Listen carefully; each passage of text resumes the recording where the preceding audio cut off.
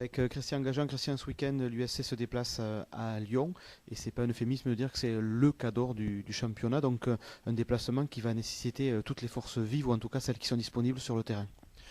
Oui, mais en tout cas, avec, on va y aller avec enthousiasme, avec l'envie de bien jouer au rugby, voilà, de ne pas subir, et puis après on verra. On connaît effectivement la différence des forces en présence, mais bon, c'est comme ça.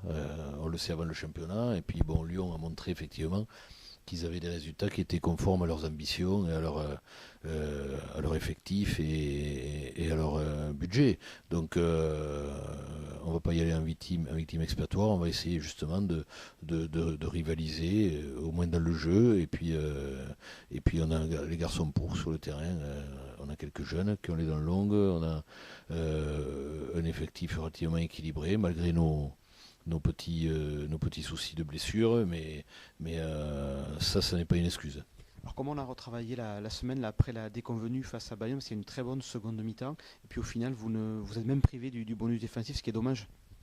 Oui, oui, bon, mais c'est comme ça. On a évacué un peu la frustration très rapidement, samedi matin, hein, comme ça, voilà, c'était réglé. Puis dès lundi matin, on s'est remis au travail, les entraîneurs ont précisément fait les choses pour que on reparte avec toujours le même état d'esprit, essayer de dominer la situation, de ne pas la subir, quoi qu'il arrive, et quel que soit l'adversaire. Alors comment on arrive aussi à, je veux dire, composer une équipe malgré les blessures ou les absents que vous avez ces derniers jours, parce que c'est un championnat qui est très exigeant, où il y a de plus en plus de joueurs blessés, tout en intégrant des jeunes, c'est un équilibre difficile à trouver, j'imagine. Oui, mais après tout, intéressant, parce que les jeunes, justement, ils piaffent, ils s'entraînent souvent avec nous, et quand ils ont la possibilité de montrer le bout du nez, ben, il faut qu'ils en profitent. Je pense à des garçons comme Bastien Dupuis, comme Phil Gringle, qui va intégrer ce week-end, comme Évrard Oulaï, qui aura peut-être un peu plus de temps de jeu.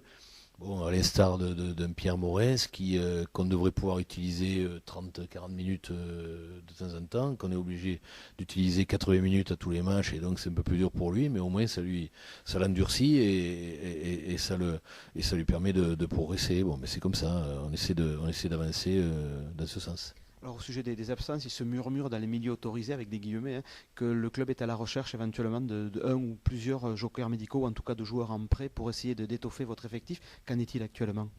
Alors plusieurs, c'est au-delà de deux, si je m'abuse, donc c'est déjà beaucoup, trop, mais deux, on espère, et en tout cas on travaille pour ça.